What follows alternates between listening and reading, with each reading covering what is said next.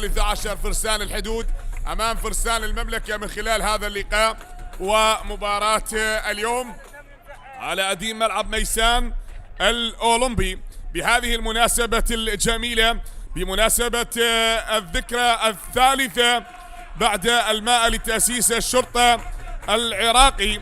نعم، نتقدم بأسمى آيات التهاني والتبريكات إلى رجال الداخلية البواسل الذين يواصلون أداء واجباتهم الوطنية بكل إخلاص وشجاعة.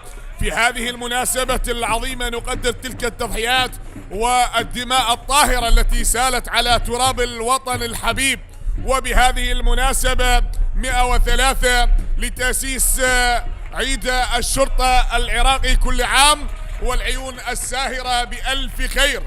نعم، لحفظ الأمن والأمان في عراقنا الحبيب. ومن ملعب ميسان الأولمبي صافرة الحكم حامد طالب هي من تضبط هذا اللقاء، ويساعده أحمد سلام المساعد الأول، بينما المساعد الثاني مصطفى عبد الرزاق، أمجد كامل حكم رابع، سجاد خالد حكم الفار، والدولي أكرم علي أي فار. انطلق الصافرة البداية على بركة الله لأحداث هذا اللقاء لحساب الجولة 13 من منافسات دوري نجوم العراق. نادي نفط ميسان صاحب الأرض والجمهور يريد أن يعوض بعد الخسارة الماضية، وكذلك نادي الحدود الذي يبحث عن الانتصار الثاني من خلال هذا اللقاء بعد أن حقق الفوز على نادي نوروز بهدفين مقابل هدف. وبآخر لقاء خسر من نادي القاسم ب4 أهداف مقابل هدفين. بعد أن عرفنا على الطاقم التحكيمي لابد أن نعرف بأسماء اللاعبين وتشكيلة الفريقين. كتيبة المدرب الثائر جسام، بينما بالحراسة عبد الرحمن محمد، علي حسن وحيدر أحمد، حسين جاسم، سيف كريم، حسن ضياء، باقر عطوان وسواريز داكوستا، باولو فيكتور ومينا ستيوار. هي تشكيلة فرسان الحدود. بينما فرسان المملكة نادي نفط ميسان كتيبة المدرب علي عبد الجبار، بالحراسة حسن نجم، ألكسندر يولي سوالي، ومحمد سعيد مصطفى، محمد أكرم، رحيم ماثيو، وعثمان ساني، ديمي داوودة، سجاد جبار، علي كوتي. هي تشكيلة نادي نفط ميسان لهذا اللقاء. أكيد يريد أن يصالح جماهيره بعد الخسارة التي تلقاها من نادي الميناء بهدف مقابل لا شيء. خلال لقاء اليوم نشاهد ونترقب هناك صافرة من حكم المباراة وخطأ في اللقطة الماضية. نادي نفط ميسان بالقمصان البيضاء الواضح بالصورة هنا الكابتن علي عبد الجبار المدرب لنادي نفط ميسان، وفي جانبه الدكتور ضياء سالم المدرب المساعد اللي الكابتن علي عبد الجبار، الكابتن اللي درب نادي ميسان في الدوري الممتاز الدكتور ضياء سالم، وايضا درب منتخب جامعة ميسان، لعب لنادي البحري ولنادي ميسان، لعب لنادي الزبير في الكرة، تلعب هناك بنقلة، وعدت ايضا في مسيرة تدريبية الفئات العمرية لنادي نفط ميسان. اليوم بهذه المباراة المساعد المدرب رفقة الكابتن علي عبد الجبار، سبق وان درب نادي القاسم، فعدت الكرة من عثمان، يحاول الآن والكرة تنقطع لتعود عند اللاعب مصطفى محمد القادم من نادي مس رفسنجان الإيراني. عدت تلك الكرة بنقلة بالراس علي، ومرت يا علي كوتي. علي كوتي اليوم هذا اللاعب يشرك كلاعب أساسي، وأبرز غيابات نادي نفط ميسان عن هذه المباراة اللاعب عباس فاضل، وأيضا كذلك حسين مصطفى هادي وعباس فاضل هي أبرز غيابات نادي نفط ميسان. بينما اليوم لا وجود للغيابات، بينما من غادر نادي الحدود دلاهي وسويعيد، والاستقطابات الجديدة لنادي الحدود لكتيبة فرسان الحدود الوافدين الجدد لكتيبة المدرب ثائر جسام هو اللاعب محمد فاروق الغاني من الكهرباء، كذلك أبو هيمن سليم، دينيس أنتوي، وحسن السرور، ومرتضى جمال. نترقب ونشاهد أحبتي أحداث هذا اللقاء ومتعة المباراة. لا زلنا ننتظر. هناك صافرة تأتي من حكم المباراة حامد طالب صاحب 38 عام من النجف من قضاء الكوفة، يضبط هذا اللقاء، يدير هذه المباراة. بكالوريوس تربية رياضية. عدت الكرة من جديد. الموسم الماضي عنده أكثر من 20 مباراة بين حكم رابع وحكم وسط وحكم فار. هذا الموسم أيضا قاد 16 مباراة بين الدوري الممتاز وبطولة كأس العراق ودوري نجوم العراق بين حكم وسط وحكم فار وكذلك حكم رابع. عنده 5 مباريات حكم وسط وعنده 7 مباريات حكم فار، 4 فار و7 وسط. آخر مباراة كانت في الدور العشرين من بطولة كأس العراق بين نادي بيشمركة وكربلاء في بطولة كأس العراق. هذه كرة لعبت بعد أن انتهت تلك المباراة بركلات الترجيع وعبر للدور ال16 نادي البيشمركة على حساب نادي كربلاء. خلال هذه الكرة عادت، شاهدنا بالأمس تضامن الصافرة العراقية مع حكمنا الدولي بعد الأحداث الأخيرة التي حصلت مع الحكم حسين فلاح. نتمنى له الشفاء العاجل ويعود سالما غانما للملاعب العراقية. هذه الكرة وصلت الآن لمنتصف الملعب لمصلحة اللاعب مصطفى محمد. مصطفى محمد القادم من نادي مصر فسنجان ولعب لنادي الزوراء، لعب لنادي القوة الجوية، واحد من اللاعبين المميزين. اليوم يشارك كلاعب أساسي. ألكسندر يولي الموسم الماضي كان مع نادي الحدود، واللاعب اللي سجل الهدف في شباك نادي نفط ميسان في الموسم الماضي. هدف التعادل كان عن طريق اللاعب ألكسندر يولي الكوديفاري، واليوم يكون منافسا لفريق السابق. وكذلك قبل أن يلعب لنادي الحدود لعب لنادي نفط ميسان، انتقل من نفط ميسان للحدود ومن ثم عاد من الحدود إلى نفط ميسان. نترقب الآن ديمي داود القادم من نادي الكهرباء، أو هذا ماثيو وعثمان ساني. عثمان ساني باللقطة الماضية. وهناك اللاعب سيف، هذا حسين علي، حسين جاسم بصفوف نادي الحدود. نقلة من الحدود، مرت هناك لداكوستا، عدت وتصل عند اللاعب باولو فيكتور من باولو فيكتور البرازيلي. حاول ومصطفى محمد بالابعاد.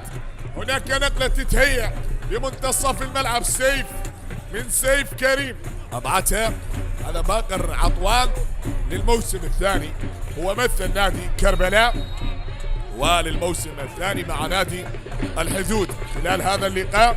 وبآخر لقاء اجتمع الفريقين هنا بملعب ميسان الأولمبي يومها بتلك المباراة. اللقاء الأخير كان يوم 13/5/2024 في العام الماضي، انتهت بهدف مقابل هدف. سجل يومها اللاعب علي كريم وألكسندر يولي خطأ في مرمى فريقه، سجل ذلك الهدف.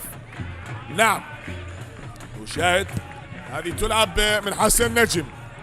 حسن نجم يلعب هذه الكرة، الحارس الأساسي في هذا الموسم مع نادي نفط ميسان، يقدم معطيات رائعة، أكثر من مباراة كلين شيت، واليوم بحراسة المرمى. حسن نجم هذا واحد من أبناء النادي، ترعرع مع الفريق من الفئات العمرية حتى وصولا للفريق الأول على خطة الحارس السابق لنادي نفط ميسان حيدر علي حانوك.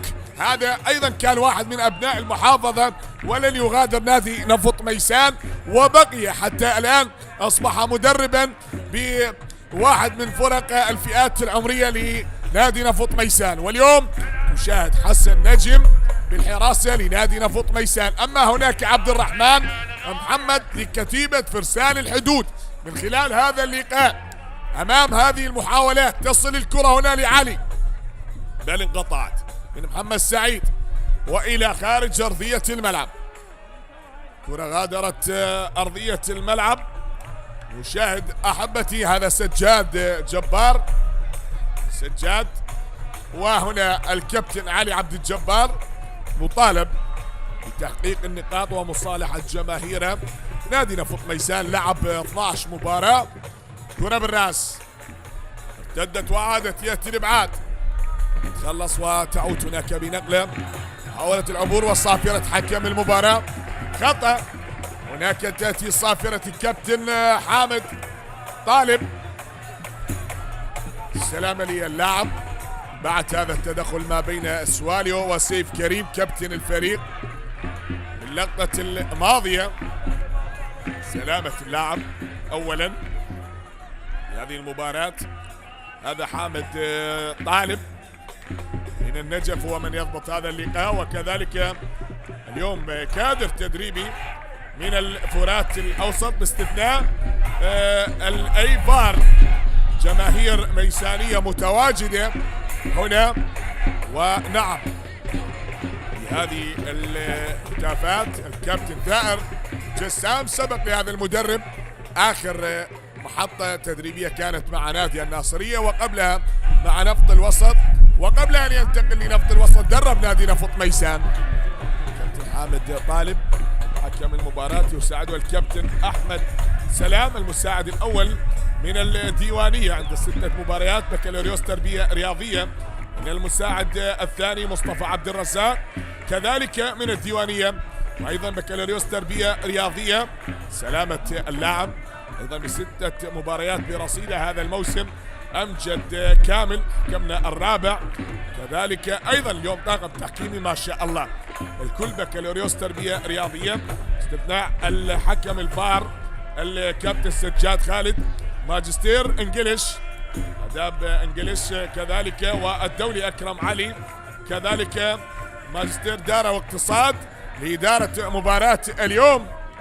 مقيم الحكام الأستاذ كاظم عودة، ومدير هذه المباراة الدكتور محمد عبد الرضا سبورت لمباراة نفط ميسان والحدود. ينتظر الكابتن حامد طالب والكلام، وهناك لاعب ساقط على أرضية الملعب. نتمنى السلامة لكل لاعبين بهذا اللقاء.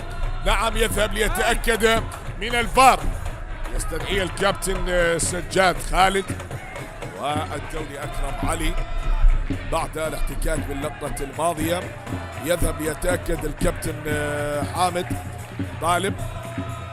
هذه الإعادة شاهد ما بين سواليو وسيف كريم باللقطة الماضية. هنا حاول سيف كريم نعم بهذا التدخل وحجز كان من اللاعب سيف كريم. هل كان هو في دفع متعمد بهذه الطريقة؟ وماذا أشار هناك حكم الفار الكابتن سجاد خالد والكابتن أكرم علي؟ ننتظر. هناك مع الصافرة حكم المباراة طلب فيها الاستمرار، لكن بهذه اللقطة تعاد. شاهد هذه الإعادة وإعاقة اللاعب اللقطة الماضية حتى يتأكد إذا كان هناك شيء يحتسب لمصلحة نادي نفط ميسان أو يكون خطأ على اللاعب سيف كريم باللقطة الماضية. هذه الإعادة و أكثر من مرة حتى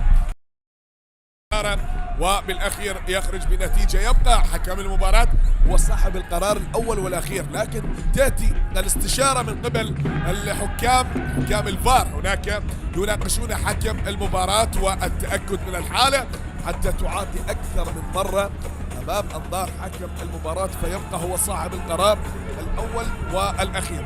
نادي الحدود لعب 12 مباراة، فاز بمباراة واحدة بينما خسر ب 11 مباراة، وآخر مباراة خسر فيها أمام نادي القاسم ب4 أهداف مقابل هدفين. فريق قادم من الخسارة يريد أن يعوض، وممكن من خلال مباراة نادي نفط ميسان، وكذلك نادي نفط ميسان فريق أيضا قادم من الخسارة أمام نادي الميناء بهدف مقابل لا شيء.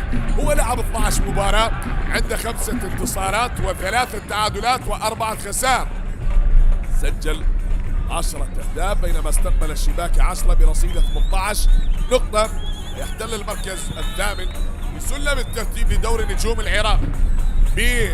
نعم يوم الثلاثاء انطلقت مباراتين الجولة 13، مباراة النفط والميناء التي انتهت لنادي النفط بهدف مقابل لا شيء، ومباراة كربلاء وتهوك تلك المباراة التي كانت بهدفين مقابل هدف لنادي توك.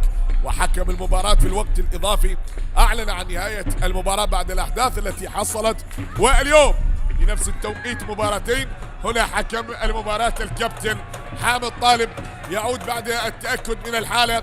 ماذا يشير؟ نعم، حكم المباراة الكابتن حامد طالب يحتسب ركلة جزاء لنادي نفط ميسان. إذن ركلة جزاء لنادي نفط ميسان، وهذا داوود ميمي داوود، هذا عنده هدف في شباك نادي نوروز، وكان يومها هو هدف الفوز لنادي نفط ميسان. هذا حقق الفوز على نادي نوروز. واليوم بأرض المملكة بميسان يتقدم الآن ديمي داوود بمواجهة عبد الرحمن، وديمي داوود جول أول لنادي نفط ميسان لفرسان المملكة، ورقصة الأسمراني من ديمي داوود. والهدف الأول من السنغالي ديمي داوود يسجل أول أهداف المباراة. الهدف الأول لنادي نفط ميسان. طريقة الاحتفال وهذه العادة، نعم، للقطة الهدف من علامة الجزاء، وديمي داوود وأول أهداف المباراة لنادي نفط ميسان لصاحب الأرض والجمهور يسجل أول أهداف المباراة. إذن الهدف الأول لنادي نفط ميسان، أول أهداف المباراة من علامة الجزاء بعد أن عاد حكم المباراة وتأكد من تلك الحالة. وأيضا المباراة بهدف اللاعب داوود هذه وصلت الآن هنا بنقل عدت ولا زالت هناك مستمرة. الكرة تعود مرة أخرى، ممكن أن يكون التعادل. لا لا لا، ضاعت الكرة، ضاعت وغادرت أرضية الملعب بعد ذلك الإبعاد. لا زالت الأمور مستمرة بهذا التقدم بهدف مقابل لا شيء. والكرة الآن لمصلحة نادي الحدود. الحدود يبحثون عن هدف التعادل، وكرة بنقلة تصل عند الحارس حسن نجم من حسن نجم. هذا هو حسن نجم لنادي نفط ميسان. واحد لنفط ميسان لصاحب الأرض من علامة الجزاء عن طريق اللاعب ديمي داوود. تعود هناك عند اللاعب ألكسندر لماثيو، وصلت من سواليو إلى خارج أرضية الملعب. الكرة غادرت أرضية الملعب، وهذا اللاعب ماثيو أولاتي اللاعب النيجيري القادم من نادي الميناء، لعب للميناء في المرحلة الثانية من الموسم الماضي. لاعب ماثيو هناك بنقلة وصلت عند اللاعب سيف، يلعبها داكوستا. هل تصل الكرة للاعب فيكتور باولو فيكتور البرازيلي، وهناك مينا ستيوار كولومبي، وكذلك خوسيه سواريز الكولومبي الآخر في كتيبة المدرب ثائر جسام، ويساعد الكابتن قاسم فرحان وعلي جاسم وشام علي، والكابتن فاروق عبد الواحد مدرب اللياقة البدنية ابن هذه المدينة. أيضا عمل مدرب ميسان الناس الدوري، وكذلك مع القاسم والكهرباء ونوروز. واليوم يواجه هنا نادي نفط ميسان في مدينة. هل يظهر لنا معدن الفوارق البدنية بهذا اللقاء؟ سلامة اللاعب السواليو بعد التدخل باللقطة الماضية. ما بين اللاعب باولو فيكتور وسواليو في اللقطة الماضية. هناك خطأ وصافرة حكم المباراة من الكابتن حامد كريم. هل يأتي هدف التعادل ويعيد المباراة للتعادل بين الفريقين أم يبقى التقدم لنادي نفط ميسان؟ نفط ميسان الذي يحتل المركز السابع أو الثامن عفوا بسلم الترتيب، بينما متذيل الترتيب نادي الحدود في المركز الأخير هذا الموسم. نعم ربما لا ما يجري لنادي الحدود شيء مؤسف. دائما ما كنا نرى نادي الحدود في المراكز المتقدمة، لكن اليوم نرى نادي الحدود في المركز الأخير. هو الموسم الماضي قدم معطيات رائعة واحتل المركز التاسع حتى نهاية الموسم 23-24، لكن اليوم وحتى الجولة 13 ونادي الحدود يعاني ولم يحقق الفوز إلا بمباراة واحدة. هل يعود كسابق عهده ويحقق الانتصارات؟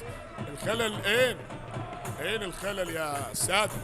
اعتدنا على هذا الفريق بمبارياته الكبيرة بأداء رائع، ودائما ما كنا نراه ينافس الأندية الكبيرة، وفي مبارياته للدوري العراقي كان ينتصر في أرضه أو خارج أرضه. هذه كرة تلعب هناك بنقلة وصلت وللأمام لنادي الحدود. يحاولون الحدود بأن يعودوا، الكرة عند اللاعب فيكتور باولو، مر فيكتور بهذه الكرة عدى، وهنا تأتي العرضية لكن سواليو أبعدت الكرة من سواليو أو ارتدمت بسواليو وغادرت لتعود مرة أخرى. هي الآن لمصلحة نادي الحدود عند اللاعب ضياء، هناك من حسن ضياء وعدت يا حسن لحيدر أحمد. حيدر أحمد لعب للكهرباء وزاخو وأيضا لعب لنادي نفط الوسط بعد أن غادرت أرضية الملعب. يا حسين جاسم، كرة ضاعت يا حسين جاسم، يا حسين غادرت أرضية الملعب. هذا المرور وهذه التصويبة والإعادة للقطة الماضية من حسين التي غادرت أرضية الملعب. الكرة غادرت أرضية الملعب.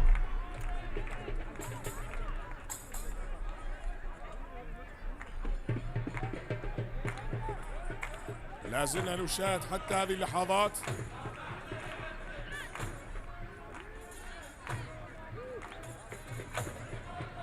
هذه كرة تصل ومن جديد هناك بمحاولة أخرى وتعود مرة أخرى بنقلة. الإبعاد يأتي بنقلة لمصلحة الكتيبة الصفراء عند اللاعب علي حسن، من علي حسن والكرة إلى خارج أرضية الملعب.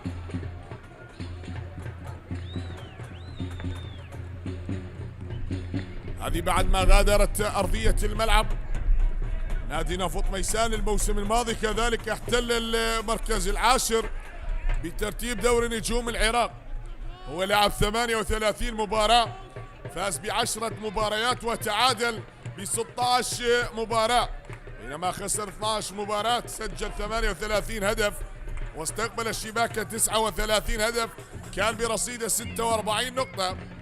هذه عدت للأمام، هناك قصيرة لمصلحة نادي نفط ميسان عدت، وعلي كوتي يحاول بهذه الكرة من علي براسية أخرى انقطعت هناك من أكرم رحيم. تعود يا أكرم والإبعاد يأتي، تتخلص بمنتصف الملعب مرة ثانية. الكرة من حسن ضياء يلعبها عند اللاعب داكوستا، مر بالكرة داكوستا، وهناك لمصلحة نادي نفط ميسان المتقدم بهذه المباراة بهدف من نادي نفط ميسان. وتأتي الكرة هنا لمصلحة نادي الحدود. الحدود يبعثها هنا من عثمان ساني، عادت لكابتن الفريق سيف كريم بتمريره نقلة، ومصطفى محمد تعود من عثمان ساني لمصطفى محمد، لاعب اللي يمثل نادي مصر رفسنجان الإيراني، وتعود الكرة هناك بنقلة عادت عند كابتن الفريق لفرسان الحدود، وتعود بنقلة أخرى هناك تتخلص مينا استوار الكولومبي، عدت لداكوستا السنغالي، والكرة خطيرة إلى خارج أرضية الملعب بعد الإبعاد من ألكسندر يولي. هذا زميله في الموسم الماضي كانوا يلعبون سوية بهذا الفريق، داكوستا واللاعب الكوتيفاري ألكسندر يولي. الركنية الآن لمصلحة نادي الحدود. هل يفعلون الحدود بهذه اللحظات عن طريق اللاعب خوسيه سواريز؟ هل يسجلون هدف التعادل في الدقيقة 25 من أحداث الشوط الأول؟ سواريز على التنفيذ، يلعب هذه الكرة وهنا بالراس، عدت وتبعد من سواليو، أبعدها سواليو وتعود لحيدر مرة أخرى. حيدر في هذه اللحظات، حيدر بنقلة تعود مرة أخرى. حسن نجم قريب، النجم يتألق، النجم يتألق عند الحارس حسن نجم. حسن نجم، ولا زلنا نشاهد يا حسن نجم. هذه وصلت هناك مرة أخرى، تعود بنقلة هنا عادت عند اللاعب حسن ضياء. حسن ضياء يلعبها أمامية، مرت بمنتصف الملعب وتعود عند اللاعب ماثيو. من ماثيو كرة للاعب محمد سعيد، من سعيد من الجهة اليسرى تنقطع، وعلي كوتي يحاول بنقلة من أكرم وتصويبة بعيدة إلى خارج أرضية الملعب. هذه وين؟ هذه وين يا عثمان ساني؟ تصويبة اللاعب عثمان ساني غادرت أرضية الملعب، سدت هذا الأفريقي بقوة، ولكن وين؟ ذهبت بعيدة إلى خارج أرضية الملعب. نعم، نفوق ميسان ينتظر بأن يكون هناك هدف ثاني، والحدود يريد أن يعود بالمباراة ويسجل هدف التعادل. سلامة اللاعب باولو فيكتور، هذا البرازيلي باولو فيكتور مع نادي الحدود. والخطأ الآن بهذه اللحظات لازلنا نشاهد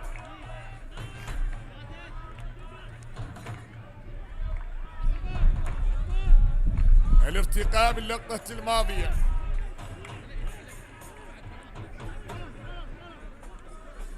ثابتة الآن لمصلحة الحدود، داكوستا وخوسيه سواريز على التنفيذ. هذا الثلاثي، تترك الكرة هنا من لاعب داكوستا وعند الحارس حسن نجم. حسن نجم تألق باللقطة الماضية وعانق الكرة الماضية. شاهد تصويبة اللاعب وتسديدة اللاعب داكوستا السنغالي عند أحضان الحارس حسن نجم.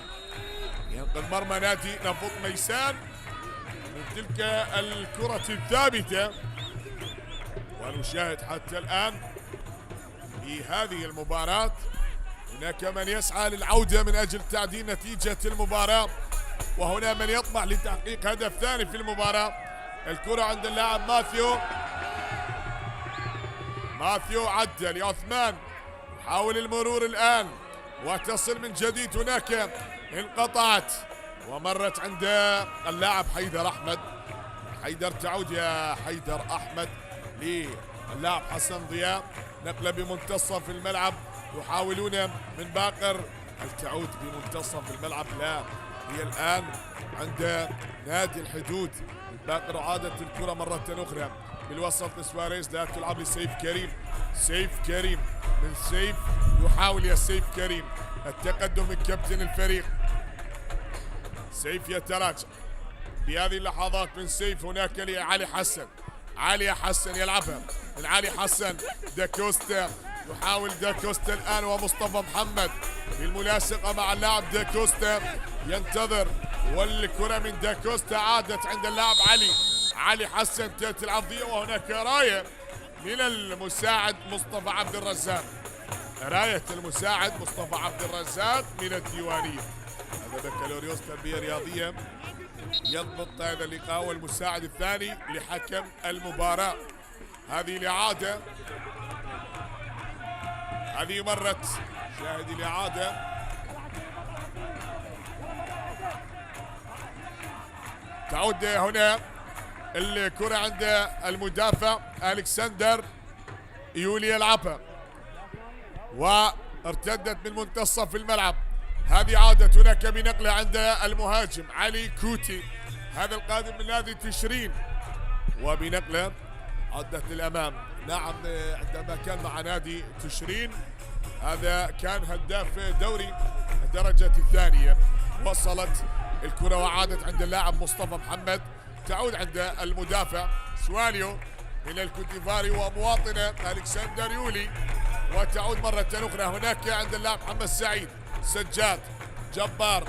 أعاد الكرة جبار لألكسندر سواليو، من سواليو على احتلال الكرة تحت أقدام اللاعب مصطفى محمد، من مصطفى محمد يعيد الكرة لحسن نجم. حسن نجم، واحد نفط ميسان، لا شيء لنادي الحدود حتى الآن. محمد سعيد يحاول سعيد، والكرة تعود لا زالت بملعب ميسان.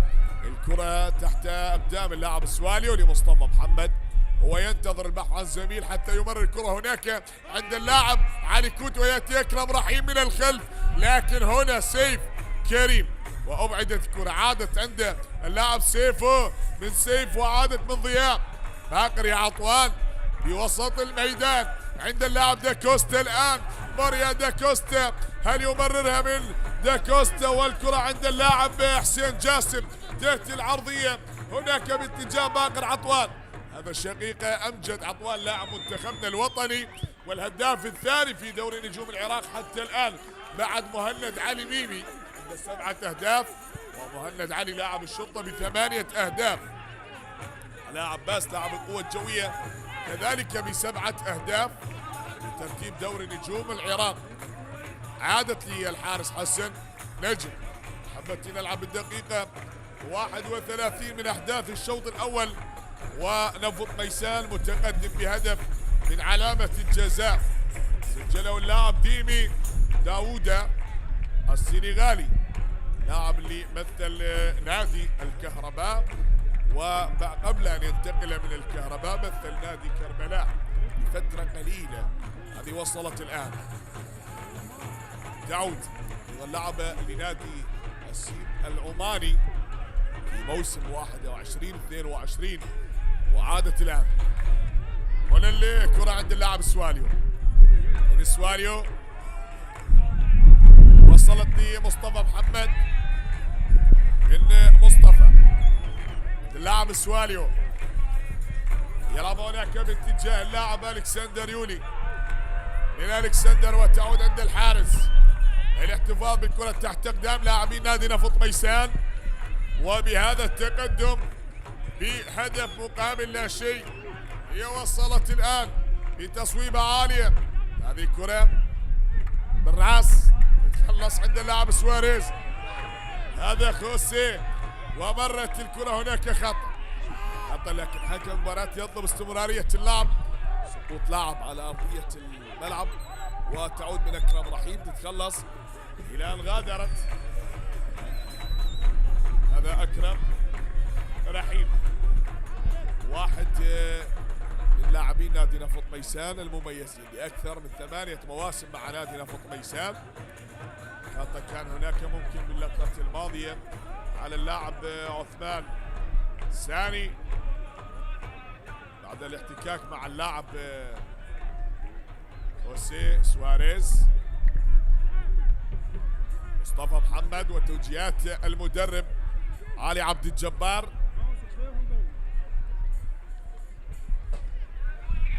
هذه عدت وبالراس ياتي الابعاد، هناك تتخلص وبراسية أخرى من سيف كريم المقاتل وكابتن الفريق. هذا مقاتل سيف كريم، لكن محمد سعيد رد الكرة بهدوء وعدت بمنتصف الملعب يحاول المرور من سجاد، تحركات اللاعب سجاد جبار، نقله من سجاد لمحمد سعيد بالجهه اليسرى لمصلحه نادي نفط ميسان. محمد سعيد سبق لهذا اللاعب وان مثل نادي الطلبه، وعادت من اللاعب الكسندر يولي لمصطفى محمد. سواليو هنا للاب عثمان يحاول التراجع بهذه الكره مره اخرى لمصلحه نادي نفط ميسان، والابعاد ياتي من مصطفى محمد. نقله عند اللاعب علي كوتي تغادر ارضيه الملعب، كره غادرت ارضيه الملعب وعادت بهذه اللحظات لمصلحه اللاعب داكوستا. حاول، وهنا عند اللاعب اكرم رحيم، ماشي الكره من اكرم لمحمد سعيد، سعيد من محمد يا سعيد ينطلق من بعيد ويعيد الكره عند اللاعب سجاد، سجاد ما بين الكسندر لسواليو، سواليو هنا لماثيو، ماثيو من ماثيو تاتي الكره عند اللاعب مصطفى، هذا من مصطفى محمد يلعبها الى خارج ارضيه الملعب. كره غادرت ارضيه الملعب، اغلب الكرات تهدر حتى الان بهذه المحاولات المستمره بهذا اللقاء ولإثارة هذه المباراة. يبقى التقدم بهدف جاء من علامة الجزاء عن طريق اللاعب ديمي داوود، وأصبح عند ثاني الأهداف بهذا الموسم بعد ما سجل في شباك نادي نوروز، اليوم سجل في شباك نادي الحدود. راية للمساعد أحمد سلام، أحمد سلام هذه المباراة السابعة في دوري نجوم العراق، المساعد الأول لنادي المساعد الأول لحكم المباراة من الديوانية. تلعب الكرة هناك بنقلة للأمام، مينا وصلت الكرة عند اللاعب فيكتور باولو، فيكتور بنقلة من أكرم رحيم للأمام، هل تصل لعثمان الثاني؟ لكن هنا الابعاد ياتي ستيوار، مينا ضعتها الكولومبي، ابعاد الكرة الماضية. نظرات وتوجيهات المدرب ثائر جسام، وعارف هذا الملعب جيدا، درب فيه نادي نفط ميسان في الموسم الماضي في المرحلة الأولى، نعم، قبل أن يأتي الكابتن علي عبد الجبار في المرحلة الثانية. نادي نفط ميسان درب الكابتن ثائر جسام نادي نفط ميسان، وايضا كان قبل الكابتن ثائر جسام ايضا المدرب الكابتن عدي اسماعيل، وعمل ايضا مع المدرب ثائر جسام قبل ان ينتقل لنادي مصافي الجنوب، واليوم مدربا لنادي ميسان الذي يلعب في الدوري العراقي الممتاز. وصلت الكرة هناك بنقلة تعود بمنتصف الملعب، ومرة أخرى عدت الكرة عند اللاعب فيكتور باولو، فيكتور يحاول والإبعاد يأتي من اللاعب ألكسندر حتى غادرت أرضية الملعب طويلة، الكرة إلى خارج أرضية الملعب. يا ماثيو هنا جانبية حسين جاسم لاعب لنادي الديوانية هذا اللاعب، وهنا المحاولة من داكوستا اللاعب الموهوب، عادت الكرة عند اللاعب حسين جاسم يحاول العبور من حسين امام لاعبين اكرم رحيم ومصطفى محمد، وداكوستا لا زال ساقط على ارضية الملعب، لاعب يشكو من اصابة، سلامة اللاعب داكوستا السنغالي، يعاني داكوستا واحد من افضل لاعبي نادي الحدود، بعد ذلك التدخل يشكو من الاصابة. شاهد بهذه الإعادة كان هناك تدخل بهذه اللقطة من اللاعب أكرم رحيم بعد أن احترى طريق اللاعب داكوستا، وبذلك التدخل صافرة حكم المباراة. هنا السلامة للاعب داكوستا، لا زال يعاني عدة مواجهات جمعت لقاءات الفريقين. نعم، نادي نفط ميسان والحدود تواجها ب 17 لقاء، فاز نفط ميسان ب5 لقاءات وفاز الحدود بلقاءين، بينما حضر التعادل ب10 لقاءات خلال مواجهات الفريقين، وهذا اللقاء رقم 18 بين نفط ميسان والحدود.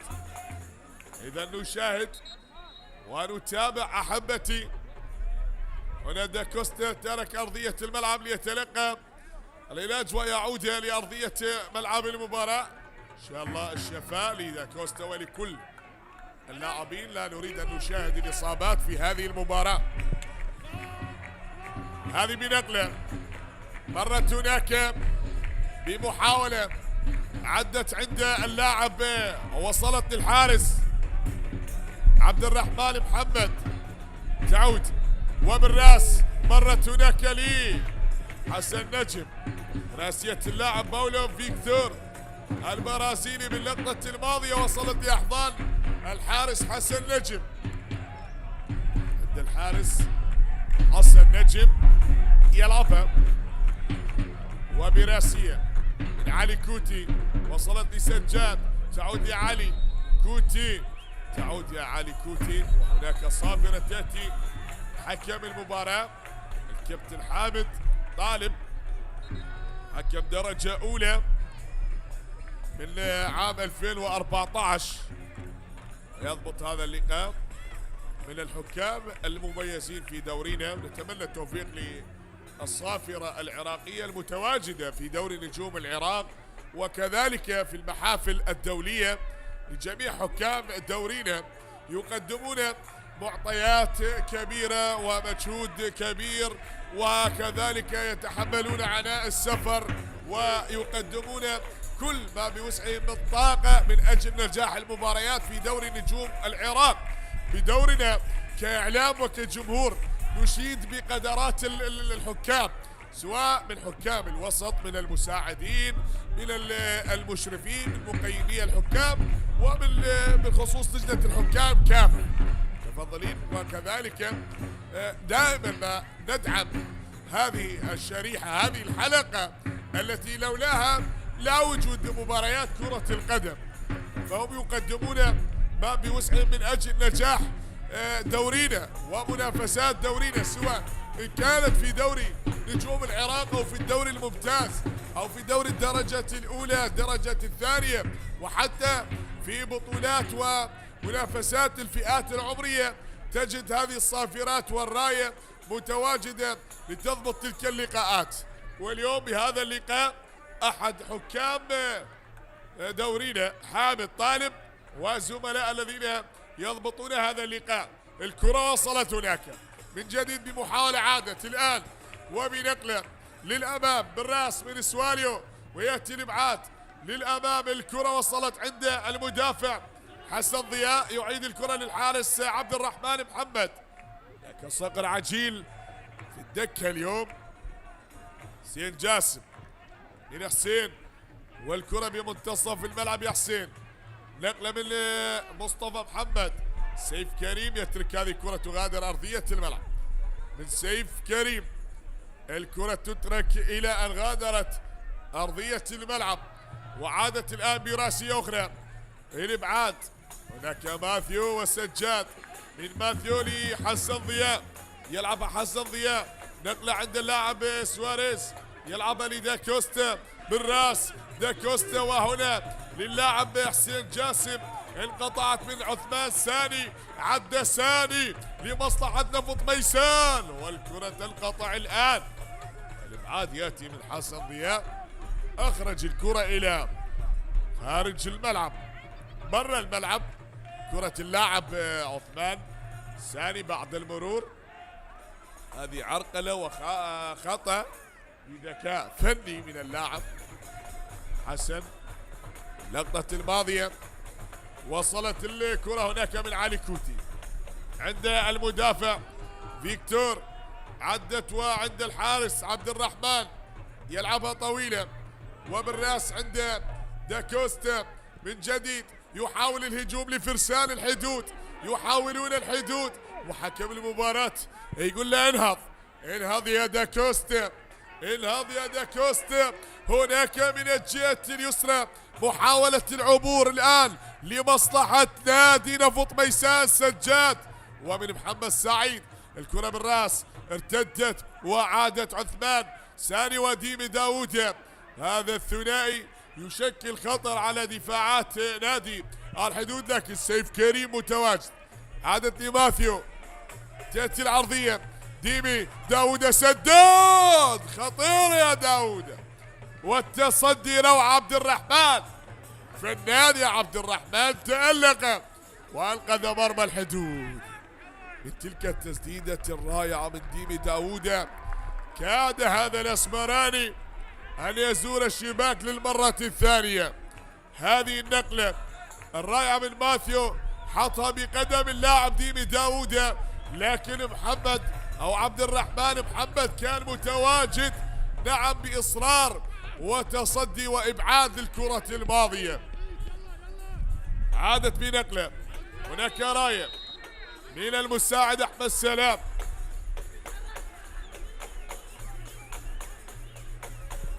ملعوب الكرة من اللاعب علي حسن.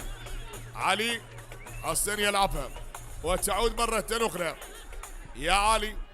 عادت هناك بنقلة، تعود من جديد بمنتصف الملعب باقر والبعض عن زميل، يحاولون عن طريق اللاعب علي حسن لدا كوستا.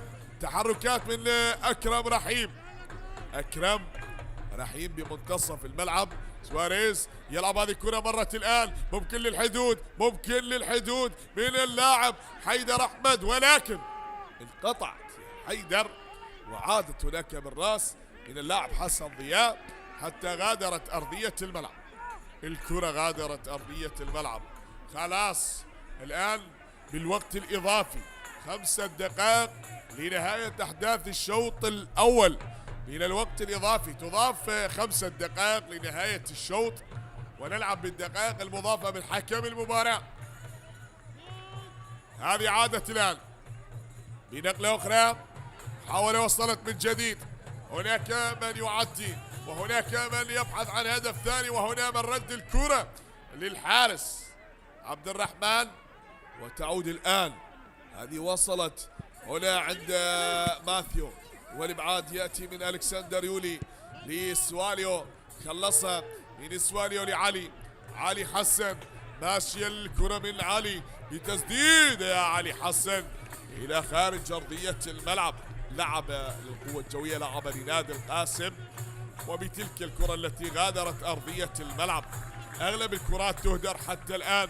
احبت نادي نفط ميسان متقدم بهدف بارض ما بين جماهيره، وهذه لقطة نعم الهدف الذي سجله اللاعب ديمي داوود بعد أن أعلن عن أول أهداف المباراة من علامة الجزاء في شباك نادي الحدود من خلال مباراة اليوم لحساب الجولة 13 من منافسات دوري نجوم العراق. بنفس التوقيت مباراة الكرخ ونادي القاسم، وكذلك بعد هذه المباراة ستنطلق مباراة نفط البصرة أمام نادي نوروز، وديالا بعدها أمام نادي زاخو.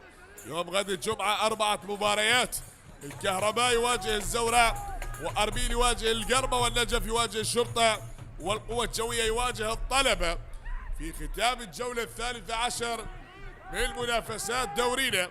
عادت الآن هي بمنتصف الملعب، هناك بنقلة عدت لمصلحة نادي الحدود، تعود للحدود. يحاولون الحدود بأن يسجلوا هدف التعادل قبل نهاية أحداث الشوط، وهم ينتظرون ويلعبون بالوقت الإضافي مجريات الشوط الأول. سجل من علامة الجزاء، هذه وصلت الآن.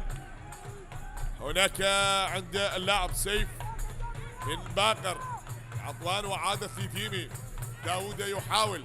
علي حسن، مريا علي ما فيها شيء، للحدود ماشية، للحدود عدت، ولكن سهلة عند الحارس حسن نجم، سهلة عند الحارس حسن نجم.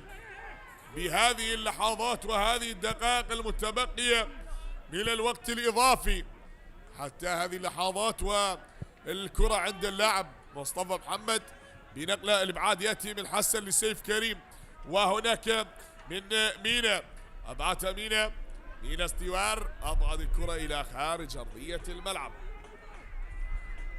مينا الحسين، حسين جاسم عادت مرة أخرى. هناك خوسيه سواريز خلص كرة حسن ضياء بالراس. داود علي كوتي من علي كوتي، وبنقلة أخرى هناك الإبعاد يأتي من علي حصل لحيدر. مرت الكرة الآن ممكن للحدود، ممكن للحدود، ممكن داكوستا يحاول، وهناك عرقلة والإبعاد يأتي من سواليو. أبعدها من أمام اللاعب داكوستا، وسواليو يحاول أمام داكوستا عند اللاعب محمد سعيد.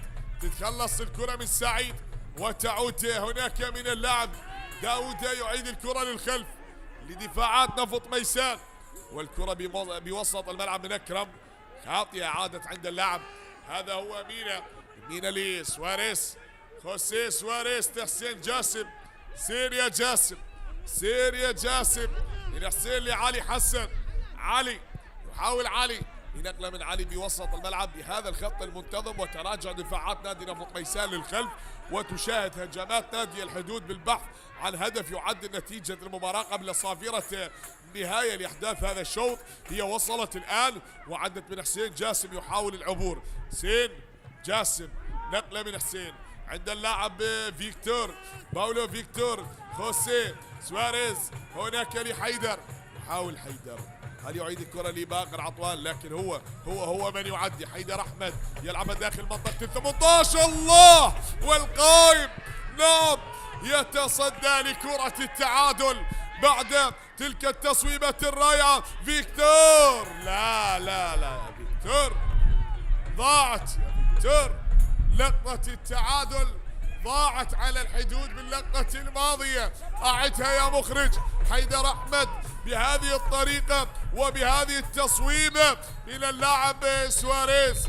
خوسيه سواريز شاهد لعب حيدر بطريقة رائعة، والقائم الأيمن يقف بصف الحارس حسن نجم وينقذ مرمى نفط ميسان من هدف التعادل بعد أن أعلن حكم المباراة صافرة النهاية لأحداث الشوط الأول بتقدم نادي نفط ميسان بهدف مقابل لا شيء. أحبتي سنعود ونكمل أحداث الشوط الثاني، لكن بعد الاستراحة القصيرة ما بين الشوطين.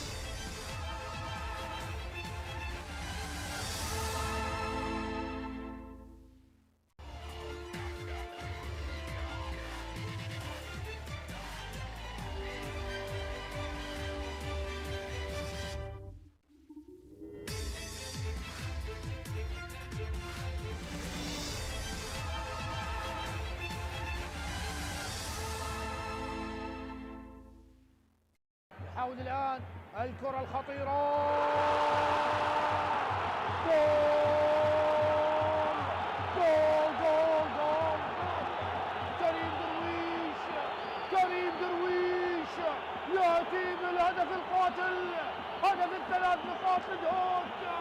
يا الله، صبر هذا الجمهور كثيرا وفرح أخيرا بهدف اللبناني الألماني كريم درويش الذي يتخذ دور المهاجم الهداف بعدما كان صانع العاب في المباريات السابقة بصناعة ثلاث أهداف لكن اليوم لا يصنع، وإنما يسجل.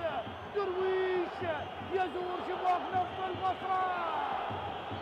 شاهد زاكري إلى درويش، ومن اللمسة الأولى يضعها في مرمى مجتبى محمد الذي حاول مع الكرة، لكن لم تكن هذه المحاولة كافية. وفرحة هستيرية وفرحة كبيرة لجماهير دوك. وشاهد زاكري كيف ينظر إلى الجمهور يقول لهم: أنا هنا، أنا أحل هذه العقدة، أنا أحل هذه الصعوبات. وشاهد اللقطة اعتبر بأنه الكرة ما فيها ركلة جزاء، ولكن الميناء الآن الله،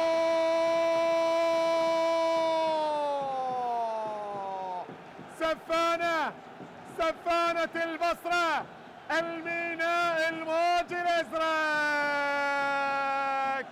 الموج الأزرق، السفانة. الله الله الله، يا ولد يا مسلم موسى، يا مسلم موسى، الله على جمال الهدف، الله على جمال الكرة. قايل لكم الميناء قرب على التسجيل، وبالتالي شوف الكرة عالية عالية عالية، الإبعاد الخاطئ من ألكسندر يولي، ومسلم هوبا، يا ولد يا ولد يا ولد يا ولد يا ولد على هذا الهدف الجميل، على هذا الهدف الرائع. وبالتالي شوفوا الإعادة. هسو داخل منطقة الجزاء، خطيرة خطيرة خطيرة خطيرة، جول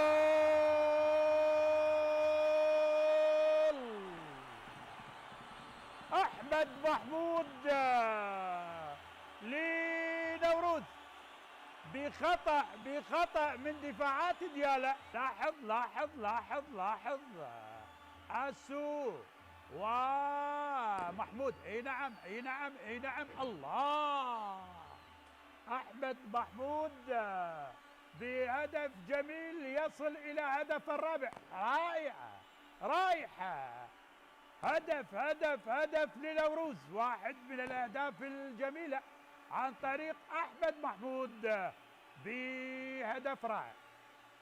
اسو مع وسام لنوروز، اسو ثاني لنوروز عن طريق اسو رستم.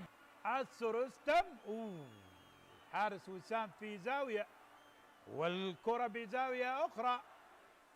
اسو رستم، نوروز، والفوز يقترب جدا.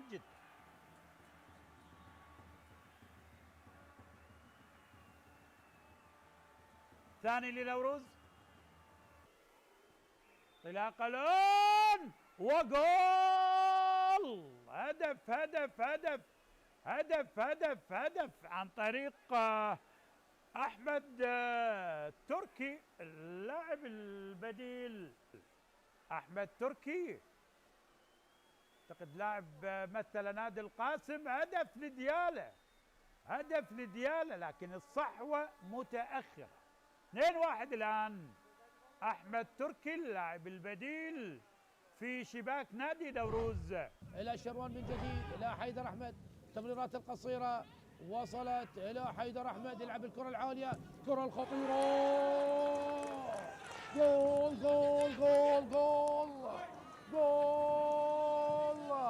هدف أول لمصلحة نادي الحدود عن طريق أثير صالح يسجل الهدف الأول في الدقيقة 16 من أحداث هذا اللقاء. يفتتح هذا اللقاء نادي الحدود بهدف عن طريق هذا اللاعب أثير صالح الذي سجل في المباراة الأخيرة على القوة الجوية، وأيضا سبق وأن سجل على الميناء في مباراة الجولة الأولى.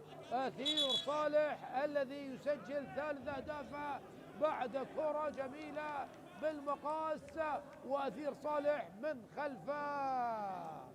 خلف اللاعب مجتبى محسن، وأثير صالح يضع الكرة ويعلن عن تقدم فريق الحدود بالهدف الأول في الدقيقة. كأن هناك أيدي خفية طبعا أبعدت هذه الكرة. الكل توقعنا في المرمى. هنا الحارس الحسين عبد الواحد والكرة خطيرة. جول جول جول جول جول. كثرة الدق يفك اللحيم وكثرة الضغط يسجل الأهداف. ضغط القاسم أولى وثانية وثالثة ورابعة، وفي الأخير سجل الهدف التعادل، هدف التعديل لفريق القاسم. نعم، ضغط رهيب، هجمات عديدة من اليمين من اليسار وتصويبات وكرة في العارضة وكرة في الجانب القائم، وفي الأخير سيف رشيد يجد الباسورد ويجد الرمز السري لمرمى الحدود، لمرمى صقر عجيل، ليسجل هدف التعادل. سيف رشيد برأسية حاول صقر عجيل، لكن هذه المرة القائم. عندك تشاهد يعني مباراة يعني ما بين الكبار. ماذا تفعل بكر عطوان؟ سيف رشيد يلعب الكرة، حارث حاتم، كرة الخطيرة، يا الله، جول جول جول جول جول. هدف ثاني عن طريق الحارث حاتم، ومن غيره الهداف الذي حاول بالعديد من الكرات وفي الأخير يسجل هدف بعد خطأ دفاعي من لاعبي فريق الحدود، والحارث حاتم يسجل الهدف الثاني. وأسود سورة تقلب الطاولة على الحدود في دقيقتين، خلال دقيقتين قلب الطاولة. باقر عطوان وخطأ وتمرير السيف للحارث، والحارث يا الله يا الله كيف تخلص من علي حسن وصقر عجيل بلقطة واحدة، بلمسة واحدة، همسها للكرة. نعم كأنه مع موعد غرامي مع هذه الكرة في هذه اللقطة. أي لقطة عمل كل شيء. 3 دقائق كوقت مضاف فوق أحداث الشوط الأول. سير عبد الواحد تمرير لسيف رشيد والكرة الخطيرة، جول. هدف ثالث عن طريق سيف رشيد. يعاود الكرة سيف رشيد ويسجل الثنائية وثالث في مرمى القاسم، في مرمى الحدود. أي ريمونتادا، أي قلب الطاولة على مينا وارفاق مينا على الحدود.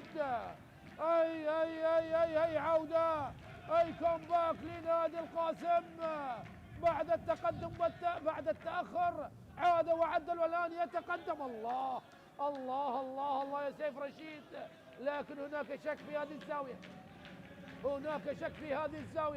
هل كان متسلل؟ لكن يا الله يا الله يا الله، شاهد بسن الحذاء جلكم الله أحبة المشاهدين. نعم هدف ثالث. تلعب الركلة الركنية عالية وعلي خالد يحاول، وهنا تصويبة، جول. الهدف الثاني عن طريق اللاعب البديل البرازيلي ابن السامبا باولو فيكتور، البرازيلي البديل يقلص النتيجة بعد عديد الركنيات الذي تحصل عليها فريق الحدود. ينجح باولو فيكتور باستغلال الخطأ الذي ارتكبه الحارس علي خالد بعدم ابعاد الكرة بالصورة الصحيحة، والمتابعة كانت من البرازيلي. سيان عبد الواحد على لعب ركلة الجزاء. سيان عبد الواحد يتقدم، حسين، جول. هدف رابع للحدود. الهدف الرابع يسجل حسين عبد الواحد بعد ركلة جزاء تم احتسابها لحسين ضياء، وبعد العودة للفور وجماهير سود سورة المتواجدة هنا في ملعب الساحر أحمد راضي والمتواجدة خلف شاشة العراقية الرياضية أكيد فرحة بهذا الانتصار، انتصار مهم جدا، وخاصة الانتصار يأتي بعد 7 جولات عجاف لم يحقق فيها أي انتصار، كانت ما بين الخسارة والتعادل، لكن الآن فريق القاسم يسجل الهدف الرابع ويقطع شوطا كبيرا من أجل 3 نقاط ثمينة جدا من خلال الابتعاد عن مراكز الهبوط. عادت هناك لناصر محمد يحاول ناصر بنقله بالراس، عدت شاكر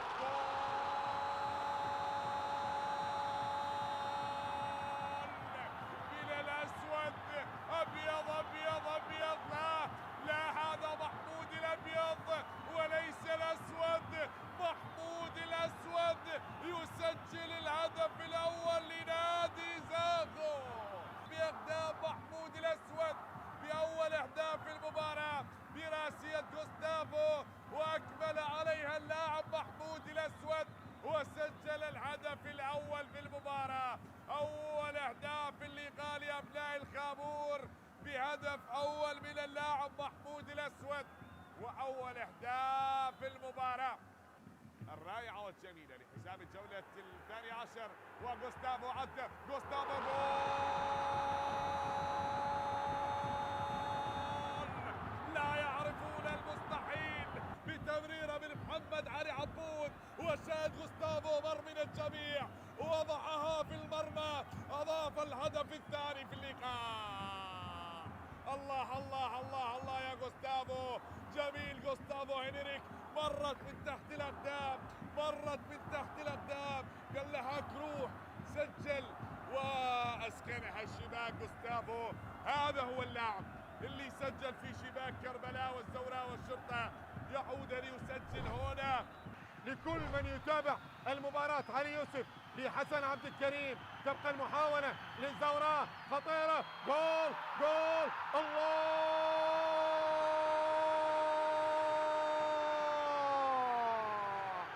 سرب النهار ستار.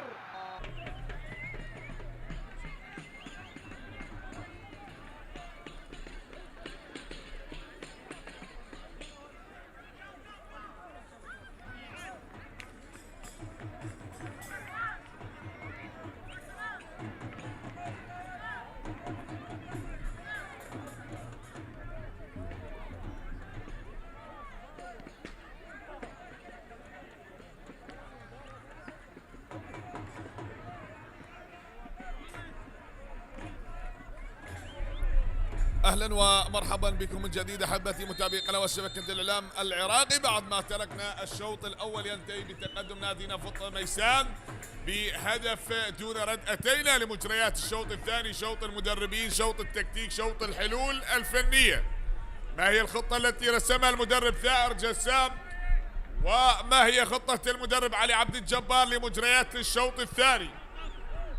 هذه الكره بنقله هنا بمنتصف الملعب، انطلقت صافرة أحداث الشوط الثاني لهذه المباراة. كرة بالراس تتخلص، أكيد ستكون هناك حلول بعد الحديث بتلك الاستراحة بالنسبة لمدربي الفريقين. الحدود يريد أن يعود حتى وإن عاد بنقطة ويتقاسم نقاط هذه المباراة خارج الديار، بينما نفط ميسان الذي يسعى من أجل تحقيق 3 نقاط من خلال مباراة اليوم.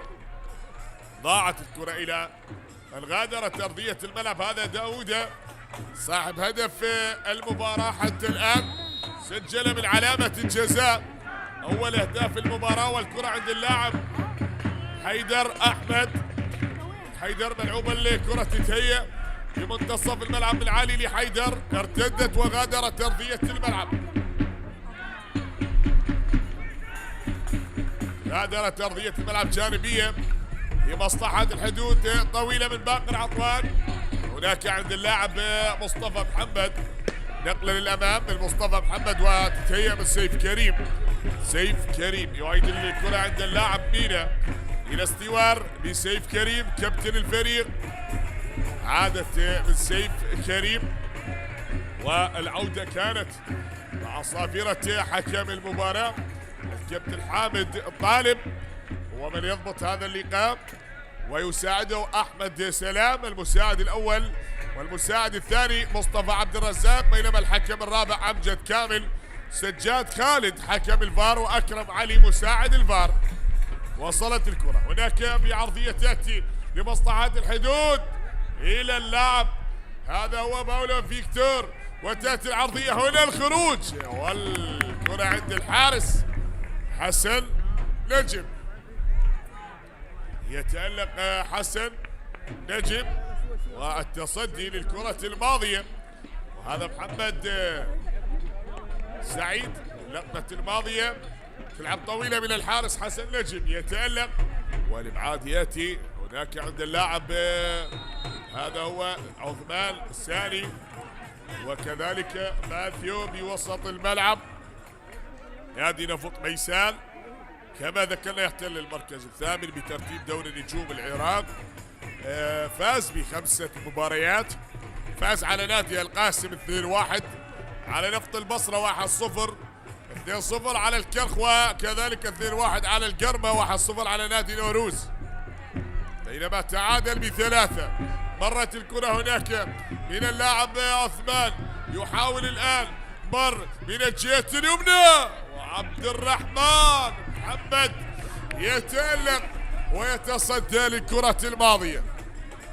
داود في مصلحة نادي الحدود، هذا هو خوسيه سواريز بالراس، هل تصل للاعب فيكتور باولو فيكتور البرازيلي، لن يظهر حتى الآن. وهناك في الدكة العديد من اللاعبين. فيكتور لن يسجل أي هدف مع نادي الحدود منذ 12 جولة مضت، لن يسجل أي هدف مع نادي الحدود هذا المهاجم. وكذلك كما نشاهد في هذه اللحظات وبعد الكرة التي أبعدت، كانت هناك صافرة من حكم المباراة. تحدثنا عن انتصارات نادي نفط ميسان خلال الجولات الماضية، تعادل سلما أمام النفط وكربلاء، وتعادل أمام أربيل بهدف مقابل هدف، خسر من الكهرباء 1-0، من النجف 4-1، من القوة الجوية 1-0، ومن الميناء 1-0. خط سلامة اللاعب. وكذلك نادي الحدود الذي فاز بمباراة واحدة على نادي نوروز بهدفين مقابل هدف، سلامة اللاعب أكرم رحيم، بينما خسر هو من الميناء 2-1، من الطلبة 1-0، من القرمة 3-1، من الشرطة 1-0، من النفط 1-0، من كربلاء والنجف أيضا بنفس النتيجة 1-0، من أربيل 3-1، وخسر من تهوك 4-1، من القوة الجوية 3-2، ومن القاسم 4-2. هذه النتائج خسر نادي الحدود سلامة اللاعب أكرم رحيم. واللقاء 18 بين نفط ميسان والحدود. نفط ميسان فاز ب5 لقاءات والحدود فاز بلقاءين. فوز نادي نفط ميسان نعم بموسم 2010 عدم حضور الفريق، واعتبر نفط ميسان يومها فائز ب3-0. هذه الجماهير الميسانية المتواجدة والتراس نادي نفط ميسان نعم مساندين فرسان المملكة بهذا اللقاء، متواجدين وهم يرتدون قمصان نادي نفط ميسان وحاضرين بالمدرج. أكرم رحيم يترك أرضية الملعب. كذلك بموسم 2018 نفط ميسان فاز على الحدود 3-2، يوم سجل علي حلو هدفين وكرار علي هدف بتلك المباراة، وعلي حسين فندي سجل هدفين لنادي الحدود بالمباراة التي انتهت ب3 أهداف مقابل هدفين. وأيضا موسم 21 يوم 7-1 انتهت تلك المباراة ب3 أهداف مقابل هدفين، يوم سجل أحمد عبد الرزاق هدفين للحدود عفوا لنفط ميسان وكرار علي هدف. وكذلك سجل لنادي الحدود مصطفى هادي وجلال خضير. علي لطيف بدلا من أكرم رحيم يشترك الآن. أكرم رحيم بسبب الإصابة ترك أرضية الملعب، ويشرك الآن علي لطيف. هو تغيير للمدرب دراري في الشوط الثاني. أكرم رحيم ترك أرضية الملعب واشترك اللاعب علي لطيف. علي مرت الكرة هناك بنقلة، وصلت الآن عند اللاعب علي كوتي. كوتي لعلي لطيف، الكرة بمنتصف الملعب، نقلة للأمام عند اللاعب داود لعلي كوتي، يعود في منتصف الملعب. هنا نقلة من علي لطيف. جول جول جول جول جول جول نفط ميسان ولفرسان المملكة. نعم لمسة البديل والهدف الثاني بالمباراة لنادي نفط ميسان، وثاني أهداف المباراة بلمسة رائعة من البديل إلى هذا الفتى الجميل لسجاد جبار، يسجل الهدف الثاني بالمباراة سجاد جبار، وثاني أهداف اللقاء لفرسان المملكة، والهدف الثاني لنادي نفط ميسان. والشخص الثاني لهذا اللاعب بهذا الموسم هو سجل في مباراة تربيل هدف التعادل. شاهد لمسة الذكاء من علي لطيف، قال له هاك روح سجل يا سجاد. سجاد نعم يرفع الكرة بذكاء بطريقة رائعة من اللاعب سجاد جبار، وثاني أهداف المباراة عن طريق اللاعب سجاد جبار. 2 نفط ميسان لا شيء للحدود، 2 لصاحب الأرض والجمهور. سجاد جبار لمسة علي لطيف اللاعب البديل. أحيانا البديل يغير كل موازين المباراة.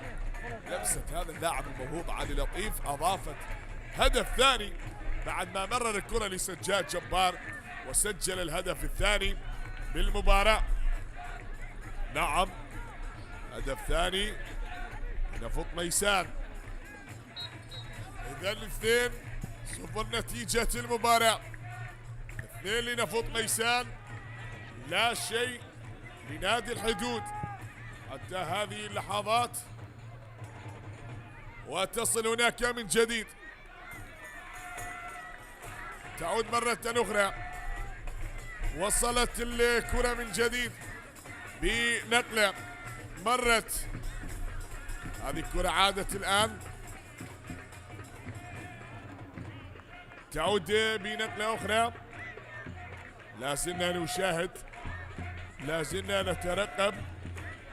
هذه تعود مرة أخرى بنقلة، هذه وصلت هناك وتعود مرة أخرى. الحدود هل يعود عن طريق اللاعب باولو فيكتور؟ نعم هدف وحيد عفوا، بلحظات تحدثت قلت لم يسجل، لا بل هو سجل في تلك المباراة أمام نادي القاسم، وهذه عادت الآن. هل يسجل ثاني أهدافه ويقلص نتيجة المباراة من خلال هذا اللقاء؟ والكرة عادت الآن بمنتصف الملعب، هي تعود بنقلة سيف كريم. يلا يا سيف لا تتراجع بل العبها للأمام من وسط الملعب. هناك الحسين يحاول الآن من حسين جاسم، ملعوبة الكرة يا حسين جاسم، ونقلة مرت. هذه الكرة بالإبعاد يأتي من اللاعب السواليو وألكسندر يولي، هذا لاعب الحدود في الموسم الماضي. ألكسندر يولي فوز نادي الحدود على نادي نفط ميسان في موسم 2018، فاز يومها 1-0، سجله اللاعب شريف عبد الكاظم في تلك المباراة عندما فاز نادي الحدود على نادي نفط ميسان. وكذلك بموسم 23 يوم 3/7 فاز الحدود 3-1، يوم سجل محمد السويعيد هدفين وسجل مصطفى محمود هدف، وحمزة عباس سجل لنفط ميسان بتلك المباراة بذلك الهدف عندما انتهت للحدود ب3 أهداف مقابل هدف وحيد. فهل يفعلها الحدود أمام نادي نفط ميسان وينتفض ليكسر القيود ويعود لبغداد بنقاط المباراة؟ حتى وإن كان متأخر فممكن أن تنقلب الأمور لا شيء مستحيل في كرة القدم، إذا أعطيت للكرة ستعطيك أكيد، بل تبقى النتيجة والأفضلية بهذا التقدم هو بهدفين لنادي نفط ميسان لصاحب الأرض. كذلك نادي مطالب من أجل تحقيق النتائج الإيجابية والفوز والنقاط الثلاثة، خصوصا خوسيه سواريز يعود يعود يعود يعود للحدود. نعم الآن عاد الحدود عن طريق خوسيه سواريز يخلص نتيجة المباراة 2-1. أصبحت الآن بتصويبة رائعة. شاهد بعد ما ارتدت الكرة ومن خارج منطقة 18 يسجل اللاعب خوسيه سواريز هدف تقليص الفارق لنادي الحدود عن طريق اللاعب الكولومبي خوسيه سواريز يسجل هدف تقليص الفارق.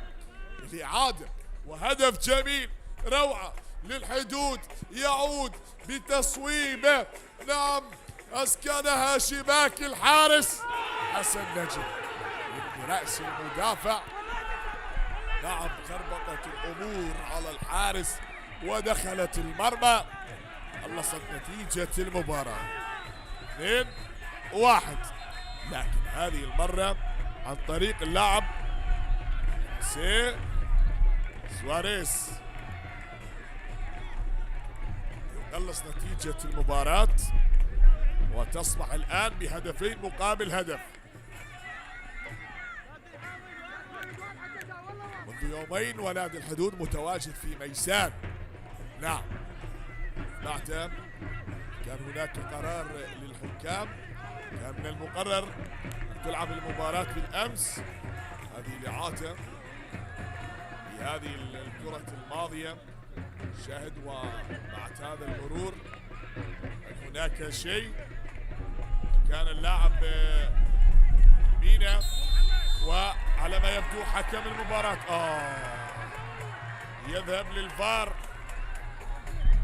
يذهب للفار حامد طالب ليتأكد، وكان نفط ميسان يطالبونه بهذه اللقطة وبهذه الإعادة.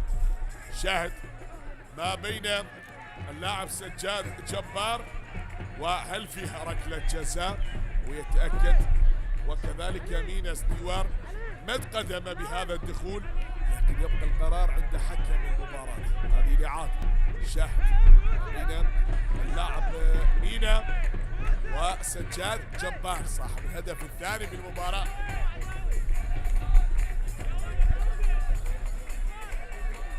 تعاد أكثر من مرة أمام حكم المباراة ليتأكد من الحالة، والكلام مستمر ما بين الكابتن سجاد خالد وأكرم علي.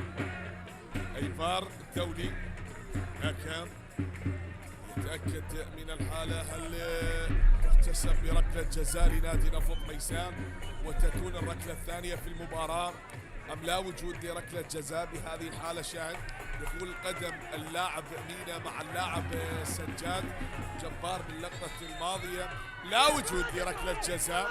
حكم المباراة نعم يطلب استمرارية اللعب ويقول لا وجود لركلة جزاء، لا وجود لركلة جزاء باللقطة الماضية، وتبقى النتيجة 2-1 لنفط ميسان 1 للحدود حتى الآن. هذه الكرة بعد ما غادرت أرضية الملعب وبعد أن تحدثنا ببعض النتائج للفريقين ووصلنا أيضا لموسم 23. فاز يوم نفط ميسان 1-0 وسجل يونس عبد الهدف الوحيد بتلك المباراة لنفط ميسان.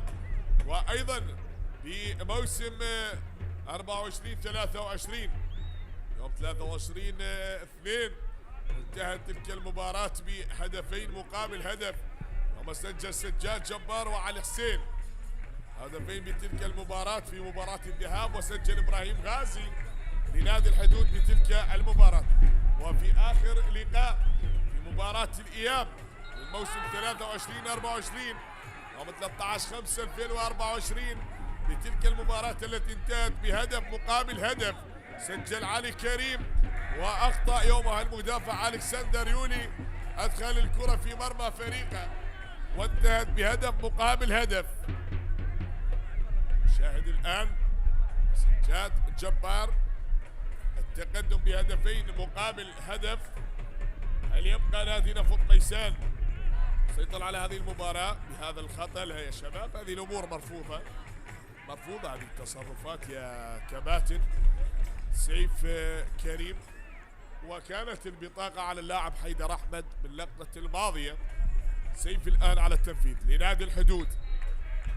هي للحدود ملعوبة الكرة بالراس، تتخلص وتعود من داودة لعلي كوتي، يلعبها لديمي داودة، يحاول الآن من ديمي داودة المرور لمصلحة نادي نفط ميسان. عدى علي لطيف وتعثر وسقط أرضا في اللقطة الماضية.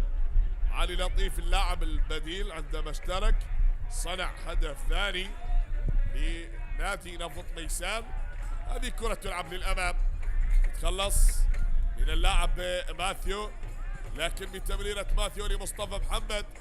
نقله هناك من مصطفى محمد، يحاول المرور بهذه الكرة، تتهيأ من عثمان ساري، من عثمان وحسين جاسم. حسين جاسم مع عثمان ساري، وتعود الكرة من ماثيو لمصطفى محمد. مصطفى محمد بنقلة طويلة من المدافع مصطفى، وصلت للمدافع سيف كريم. سيفو لماثيو، سيف وماثيو يلعبها طويلة سهلة عند الحارس عبد الرحمن محمد.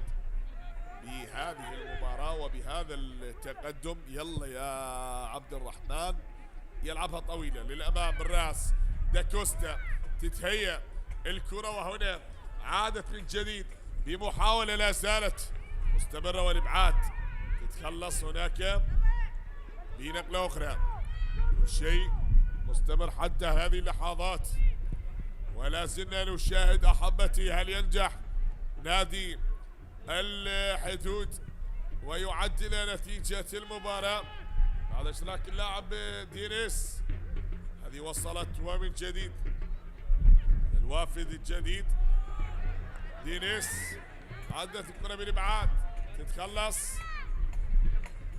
دينيس انطوي، لعب للنفط، لعب للنجف، وكذلك انتقل للحدود.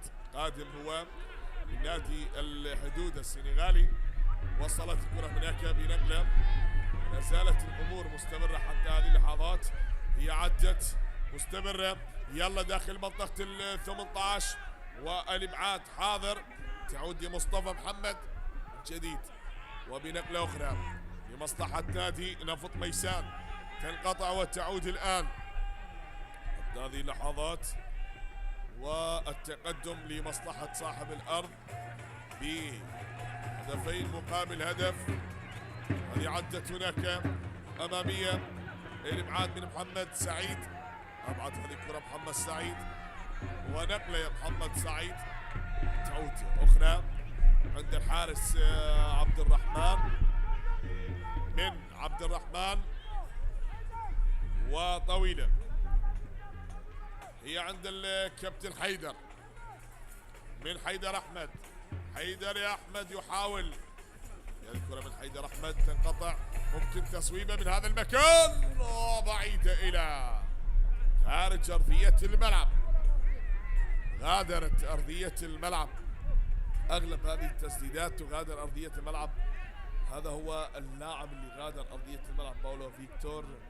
وشاهد هناك بعد هذه الإعادة وتسديدة الهدف الرائع والجميل للاعب نعم خوسيه سواريز، اللاعب اللي قلص نتيجة المباراة وعادت المباراة لتكون بهدفين مقابل هدف. هل ينجح نادي الحدود ويعدل نتيجة المباراة؟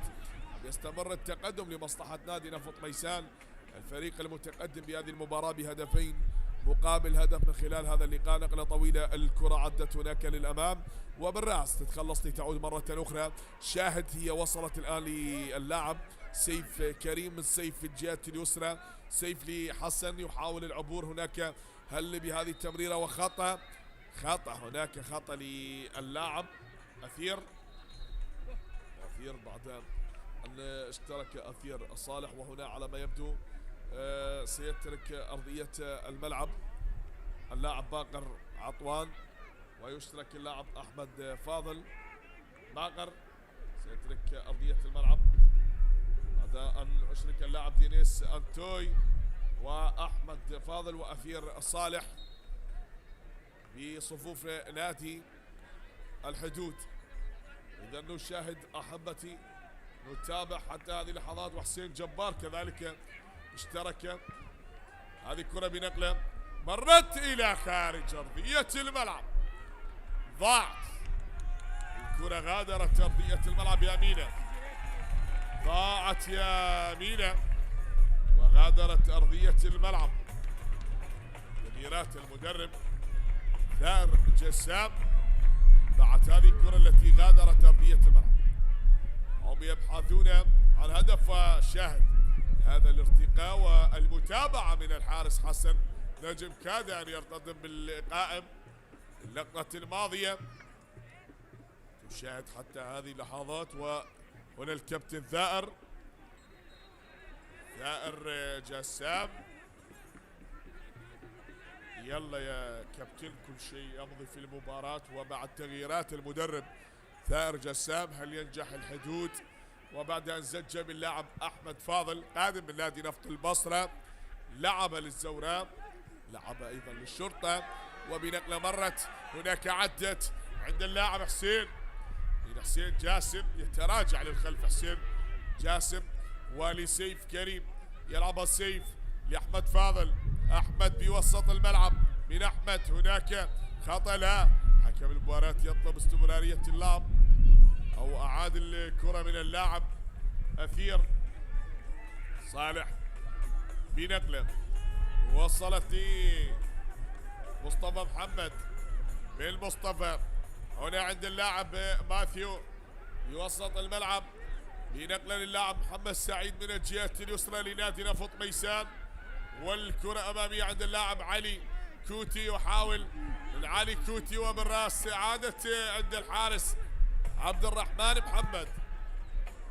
هذا عبد الرحمن محمد بنقلة مرت الآن وتصل هناك من سواليو، متابعة من دينيس انتوي، وتعود الآن بكرة هناك عند اللاعب أثير لسيف كريم بوسط الملعب لأحمد فاضل. أحمد فاضل أعاد الكرة من أحمد لعلي حسن، يا علي حسن لعبد الرحمن، من عبد الرحمن مرت الآن يا عبد الرحمن، والكرة من الجهة اليسرى أثير يحاول، والكرة عدت مرت وعادت للحدود. حسن ضياء بهذه الكرة من حسن تتخلص، ضغط واضح لفرسان الحدود، ضغط واضح بهذه اللحظات، والكرة غادرت أرضية الملعب. نحن نلعب بالدقيقة 71 ونادي الحدود يبحث عن هدف يعدل نتيجة المباراة، بينما نفط ميسان يريد أن يحافظ على نتيجة المباراة والنقاط الثلاثة.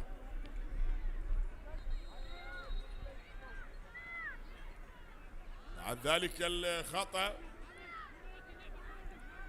نشاهد حتى هذه اللحظات أحبتي كما ذكرنا مباراتين بنفس التوقيت للجولة الثالثة عشر، مباراة الكرخ والقاسم ونفط ميسان والحدود. بعد هذه المباراة سيلعب نفط البصرة أمام نوروز، وديالا يواجه زاخو، بينما يوم غد كذلك ستلعب 4 مباريات. الكهرباء يواجه الزوراء، وأربيل يواجه القرمة، والنجف يواجه الشرطة، والقوة الجوية يواجه الطلبة. أذكر بنتائج الجولة الماضية، النفط تعادل أمام الكهرباء سلبا، والقرمة تعادل أمام كربلاء كذلك من دون أهداف. سلبا توك تغلب على نفط البصرة 1-0، والميناء تغلب على نفط ميسان 1-0. نوروز تغلب على ديالى بهدفين مقابل هدف. القاسم الذي تغلب على نادي الحدود ب4 أهداف مقابل هدفين. وزاخو تغلب على الكرخ بهدفين دون رد. الزورات تغلب على القوة الجوية 3-1. والطلبة حقق الفوز على نادي النجف 2-1. والشرطة تغلب على أربيل 4-1. علي كوتي إذا هو من يترك أرضية الملعب ويشرك اللاعب أوكيكي.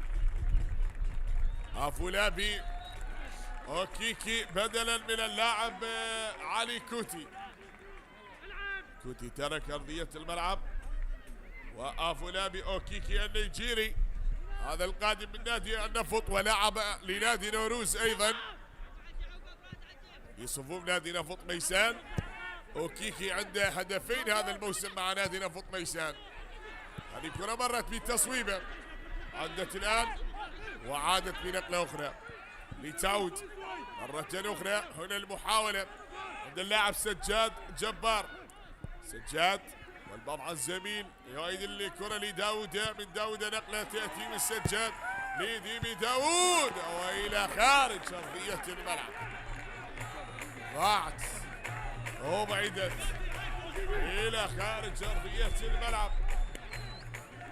ميسان يحاول الوصول خلال هكذا كرات وهناك بعد راسية اللاعب مينا التي يبعدها إلى خارج أرضية الملعب. الإبعاد يأتي من عبد الرحمن ومرة أخرى هناك من سواليو أو هناك عند اللاعب ثاني. تصل الكرة من جديد عند أثير لحسين جبار بنقلة هناك طويلة مرت للأمام ولكن مصطفى محمد أمام أثير صالح. مصطفى وأثير انقطعت من ماثيو وعادت في وسط الملعب. هنا عند اللاعب محمد سعيد. من محمد سعيد عند اللاعب سواليو. سواليو يلعبها بالوسط عدت من علي لطيف. علي يا لطيف لسيف كريم. سيف كريم الآن شن الهجوم بهذه المرتدة ومرت الكرة هناك لعلي حسن. لا بهذه التمريرة الخاطئة تعود والكرة تصل من جديد هناك للاعب عثمان. مر الآن لنفط ميسان يحاول العبور بهذه الكرة. هناك تمريرة تأتي بهذه الكرة من عثمان. لا بهذه النقلة لعلي لطيف وخروج هي الحارس عبد الرحمن. اللقطة الماضية عند الحارس عبد الرحمن هذه وصلت طويلة. الكرة عند اللاعب حسين جبار. من حسين قريبة من محمد سعيد طالت على محمد سعيد وغادرت أرضية الملعب. الكرة غادرت وعادت الآن من علي حسن. تتهيأ الكرة هناك دينيس أونتوي ضاعت يا دينيس. غادرت أرضية الملعب. إلى البديل ومن يحاول أن يعدل نتيجة المباراة لفريقه. شاهد ما بين دينيس واللاعب سواليو باللقطة الماضية التي غادرت أرضية الملعب. أحبتي تشاهدون أحداث الشوط الثاني من المباراة وأصبحت النتيجة بهدفين مقابل هدفين لنادي نفط ميسان صاحب الأرض. ومن خلال مباراة اليوم نادي نفط ميسان يريد أن يخطف النقاط الثلاثة ليصالح جماهيره بعد الخسارة الماضية من الميناء. ونادي الحدود الذي يسعى من أجل أن يعدل نتيجة المباراة ليكون أول تعادل عنده في دوري نجوم العراق. ولن يتعادل بأي مباراة بل فاز بمباراة واحدة وخسر 11 مباراة. هذه نعم. فهل يتقاسم نقاط المباراة مع صاحب الأرض بينما صاحب الأرض عنيد جدا ويسعى لتحقيق هدف ثالث لكي يبتعد بالمباراة. عدت من سجاد مرت والكرة إلى خارج أرضية الملعب وتأتي صافرة حكم المباراة يقول له لا كلام. يقول له لا ارجع يا أحمد. يقول له ارجع. شاهد بهذا التدخل وخطأ كان على اللاعب سيف كريم بهذه الحالة. لا سيف كريم صافرة حكم المباراة وشاهد بالإعادة وباللقطة الماضية هناك الخطأ كان باللقطة الماضية. سلامة اللاعب، سلامة لسجاد، لكن الكلام مع حكم المباراة والحديث أيضا مع حكم المباراة بعد ذلك تدخل سلامة اللاعب سجاد، والخطأ كان على اللاعب سيف كريم. أتمنى السلامة لجميع اللاعبين المباراة. أجواء حتى الآن جميلة، أحبت لي بهدفين مقابل هدف. مشاهد نادي الحدود الذي يسعى من أجل أن يعدل نتيجة المباراة، يقول له اترك أرضية الملعب حينما يتلقى العلاج ويعود مرة أخرى لملعب المباراة. حتى هذه اللحظات وتشاهد الآن الخطأ لمصلحة نادي نفط ميسان. سواليو ومحمد سعيد هو على التنفيذ، يلعب هناك في المقدمة، يحاول تاويتها بأن يمرر الكرة لمحمد سعيد من الجهة اليسرى، تأتي العرضية وكيكي بالراس، لا بل هذا هو اللاعب عثمان ساري، ضاعت إلى خارج أرضية الملعب يا عثمان ساري. وصلت من جديد هناك لكتيبة المدرب ثار جسام، الكابتن قاسم فرحان، الكابتن علي جاسم، الكابتن هشام علي، والكابتن فاروق عبد الواحد. بماذا يفكرون بهذه الدقائق المتبقية لأحداث اللقاء؟ فالوقت يمضي. وكذلك في الجهة المقابلة كتيبة المدرب علي عبد الجبار، نعم، ولف من المساعدين الدكتور ضياء سالم، وهناك أيضا مشرف الفريق الكابتن حسنين عيسى، المدير الإداري الكابتن نهاد غانم، مع نادي نفط ميسان ينتظرون بأن تكون النقاط الثلاثة نفطاوية، لكن من خلال هذه الكرة مرت عدت، ممكن أن تكون أو لا تكون، بل انقطعت يا حسين الجبار. وعادت الكرة من أوكيكي، أعاد تلك الكرة بنقلة، تمضي الآن هناك من عثمان ساري مر، ساري عدى، وانقطعت الكرة هنا من علي حسن لأحمد فاضل، يلعب الكرة بنقلة، هذا الهجوم، هذا العبور، مر وعدى، مر بالكرة الماضية، هناك راية داكوستا. خلي نشوف ما هو قرار حكم المباراة، هل هي ركلة جزاء أم هذا هناك نشاهد بعد أن رفع الراية المساعد وحكم المباراة احتسب بطاقة صفراء وركلة جزاء. انتظر وترقب وبدأ يستعد ويهيئ البطاقة الحمراء. نعم، يطلب الدخول إلى المعالج حسن في هذه اللحظات، وبطاقة حمراء هنا شهد البطاقة الحمراء على سواليو، ويطلبون من الحكم أن يذهب ليتأكد من الفار.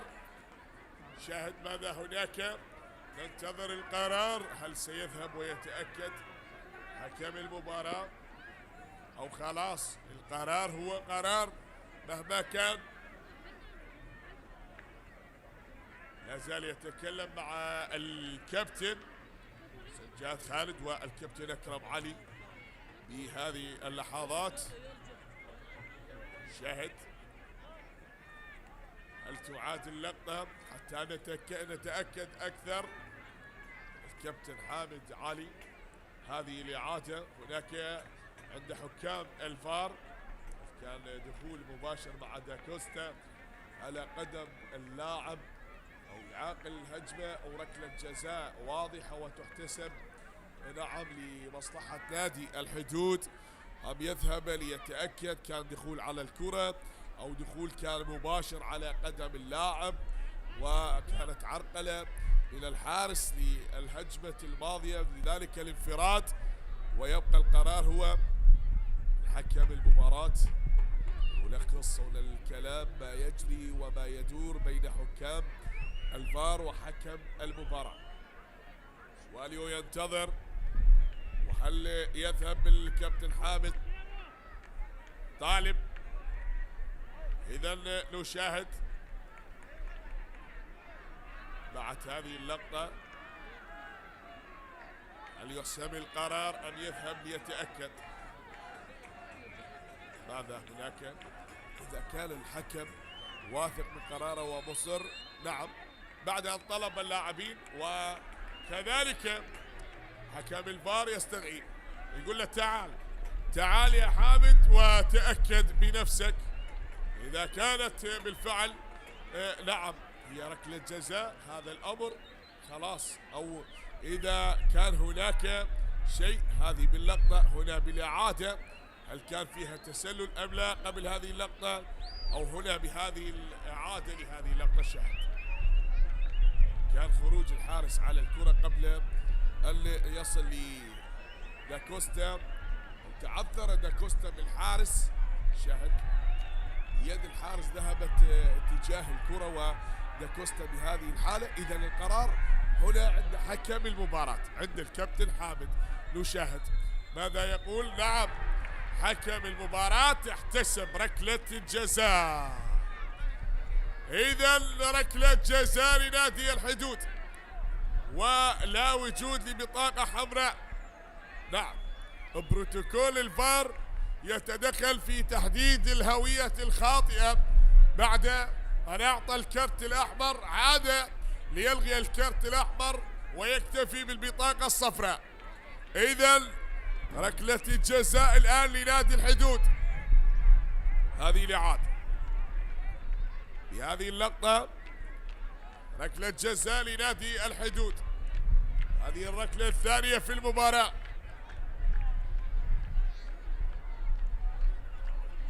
أثير على التنفيذ.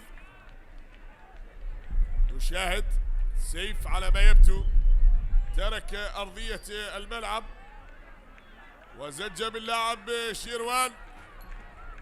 نتابع أحبتي أثير ومن يتقدم لتنفيذ ركلة الجزاء لنادي الحدود.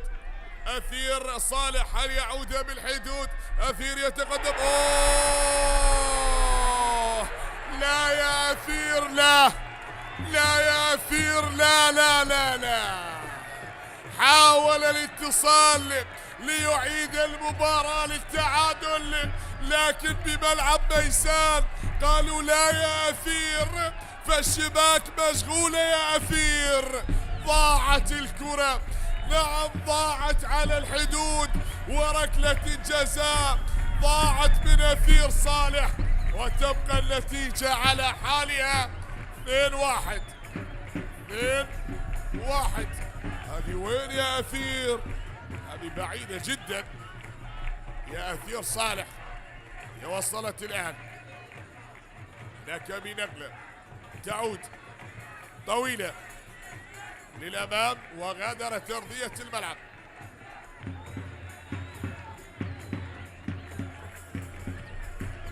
مصطفى محمد الواضح بالصورة. وهنا التغييرات 3 لاعبين دفعة واحدة، علاء سعد وجعفر ناصر ومحمد سلام. إذا هذا الثلاثي يشترك الآن بهذا الوقت.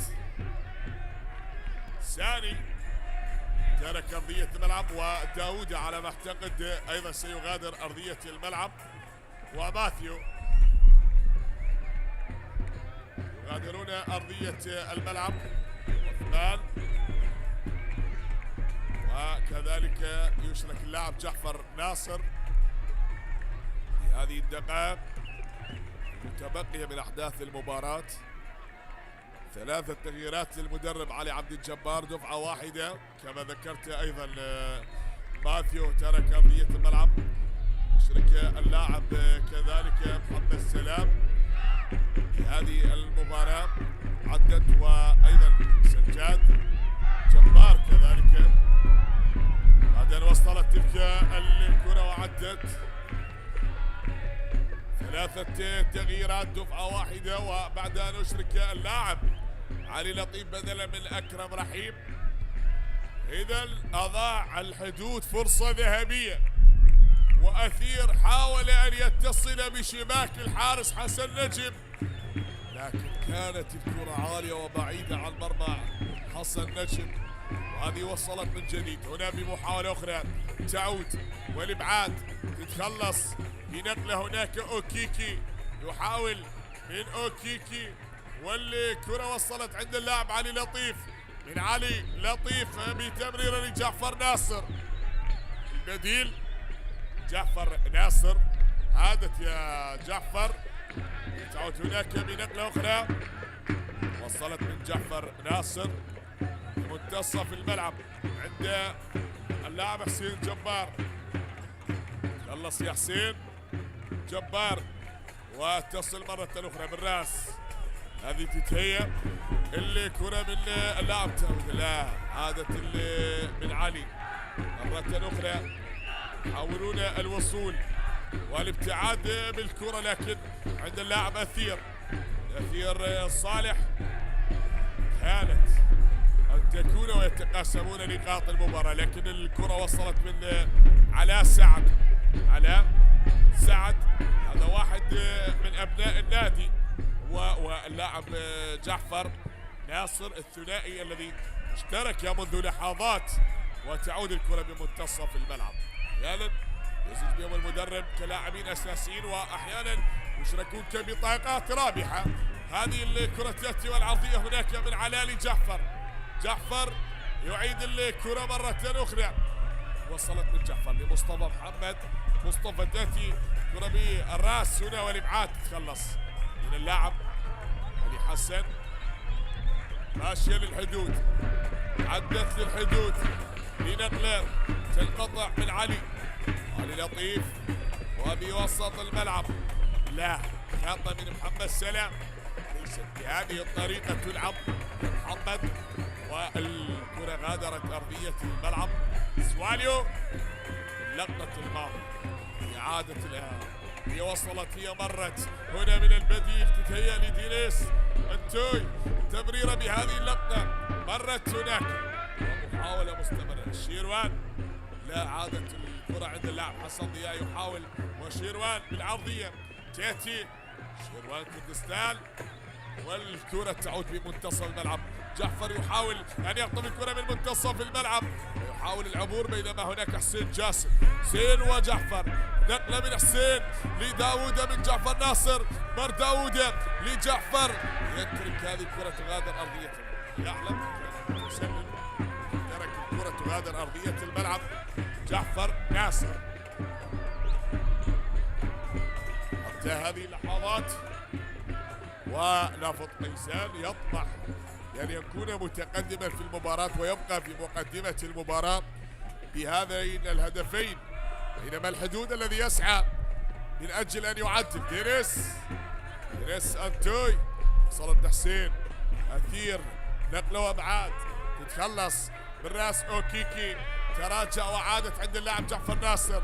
علي لطيف، مر علي لطيف وينتظر علي، يبحث عن زميل داوود، بندي بداوود، الكرة عدت الآن يأتي بداوود، هناك محاولة مستمرة عند اللاعب علي لطيف، عد علي لطيف وعلي حسن بالملاصقة مع لطيف وصافرة حكم المباراة. خطأ مصلحة الحدود، إذا نلعب بالوقت الإضافي، أحبتي 7 دقائق وقت إضافي لنهاية أحداث المباراة. لنادي نافط ميسان 1 لنادي الحدود. هذا الحدود أضاع ركلة الجزاء، وشاهد هذه الكرة بعد ما وصلت بمنتصف الملعب وعدت هناك بنقلة للأمام. تحدثنا بلقاءات الفريقين خلال اللقاءات الماضية، هذه الكرة وصلت أكثر نتيجة تكررت خلال لقاءات الفريقين هي التعادلات 10 مرات، نعم التعادل سلبا مرة واحدة، وكذلك التعادل بهدف مقابل هدف حضر 7 مرات. هذه النتيجة 7 مرات تكررت خلال لقاءات الفريقين، هدفين مقابل هدفين حضرت مرتين خلال اللقاءات الماضية. كادت من الممكن أن تكون بهذه المباراة بتعادل، ولكن الكرة عدت هناك لجعفر ناصر بهذه الهجمة. انقطعت يا علاء سعد، انقطعت يا علاء وعادت عند اللاعب جعفر ناصر. جعفر ناصر لمصطفى محمد، مصطفى محمد يعيد الكرة هناك من علي لطيف. علي هذه وين بهذه التمريرة من علي، لك من مصطفى تعود لعلي حسن، يلعب الكرة بهذا الاسلوب طويلة بالراس الابعاد، تتخلص من الكسندر يولي، طلعتها الكسندر يولي لاعب الخبرة وللامام. هنا عند اللاعب بدين يحاول شيروان والكرة الى خارج ارضية الملعب. غادرت ارضية الملعب يا شيروان حتى الان، والمباراة مستمرة بهذا التقدم، والكرة تعود لك بعد تلك المحاولة التي مضت والتي عدت. هذه شاهد الإعادة للقطة الجزاء التي أضاعها اللاعب أثير صالح. وين ذهبت بعيدة جدا يا أثير، غادرت أرضية الملعب يا أثير صالح. نعم كانت آمال نادي الحدود هذه الجزاء وأضاعها أثير صالح. ما عليك يا أثير، لكنها مؤثرة أكيد، فالحدود بأمس الحاجة لهكذا أو حتى لنقطة، لكن ميسان المجتهد والمتفوق بهذه المباراة ويبقى في مقدمة المباراة بهدفين مقابل هدف. ولا زلنا نشاهد بعد هدف اللاعب خوسيه سواريز لنادي الحدود، لن يأتي هدف آخر حتى هذه اللحظات، بينما نفط ميسان الذي يسعى من أجل تسجيل هدف ثاني للمباراة. وصلت الكرة بنقلة هناك عدت لمصلحة نادي نفط ميسان بنقلة، مرت لعلي لطيف، عدى لطيف داخل منطقة 18 وأوكيكي يحاول بأن يعيد الكرة من علي لطيف، والثالث مرت أوه لا لا لا لا يا علا، لا لا يا علا، لا بهدف وبكرة لا تصد ولا ترد. خلاص خلاص هذا رد، يقول لا كلام لا كلام. فهنا علا يا سلام يا سلام يا سلام يا علا، لا كلام بهذه الإشارة، يقول لا كلام. من يقصد بهذه الإشارة علا شاهد يا علاء سعد بتمريره من أوكيكي بعد أن عادت من علي لطيف، وعلاء سعد بمقصية رائعة يدون الهدف الثالث لنادي نفط ميسان. الله الله الله الله، 3-1 3-1، وعلاء سعد يوثق الهدف الثالث بالوقت القاتل بمقصية جميلة لنادي نفط ميسان. 3 أهداف مقابل هدف وحيد، 3 للنفط. الله يا علاء سعد، علاء سعد أضاف الهدف الثالث لفرسان المملكة. وصلت من جديد عند الحارس حسن نجم، وتعود مرة أخرى هناك عند اللاعب ديمي، حاول داودة ويعيد الكرة من جديد. علاء سعد أول أهدافه هذا الموسم، هذا الفتى دائما ما يسجل أهداف جميلة، فبالموسم الماضي هدف رائع في شباك نادي الطلبة، أيضا في الوقت القاتل قاد فيها فريق الفوز. ذلك الخطأ، وهنا لهذه الكرة شاهد بالإعادة ما بين اللاعب أحمد فاضل وعلاء سعد. اللقطة الماضية هذه وصلت لجعفر ناصر.